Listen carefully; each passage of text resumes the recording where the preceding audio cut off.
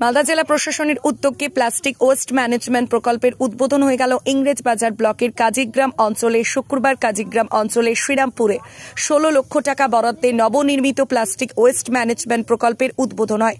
উদ্বোধনী অনুষ্ঠানে উপস্থিত ছিলেন অতিরিক্ত জেলাশাসক পীযূষ সালোচকে, জেলা পরিষদের সভাধিপতি লিপিকা বর্মন ঘোষ, রাজ্যসভার সাংসদ মৌসম নূর, কাজীগ্রাম পঞ্চায়েতের প্রধান মধুমন্তী চৌধুরী সহ অন্যান্যরা।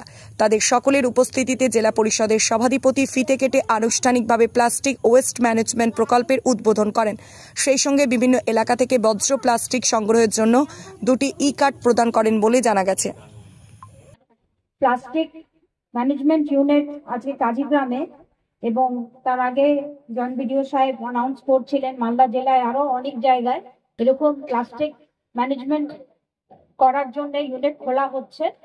আজকে আমাদের কাজীগ্রামে উপস্থিত সম্মানীয় সভাধিপতি লিপিকা বর্মন ঘোষ আমাদের সঙ্গে আছেন, সম্মানীয় এডিএম সাহেব আমাদের মাঝে আছেন, আমাদের জেলা পরিষদের সদস্যা প্রতিবাদী এখানে আছেন, বিডিও সাহেব, জয়েন্ট বিডিও সাহেব, তার সাথে সাথে আমাদের সম্মানীয় রঞ্জিত দা উদ্বাস্তু সেলের সম্মানীয় চেয়ারম্যান আছেন, এখানে পঞ্চায়েত সমিতির সম্মানীয় সভাপতি এখানে আমাদের মাঝে আছেন, মুক্ত কর্মাধ্যক্ষ আছেন, এখানে 2 অঞ্চলের প্রধান আছেন, আরো প্রচুর গেস্ট এবং যারা এই ইউনিটে কাজ করবেন তারা উপস্থিত হয়েছেন।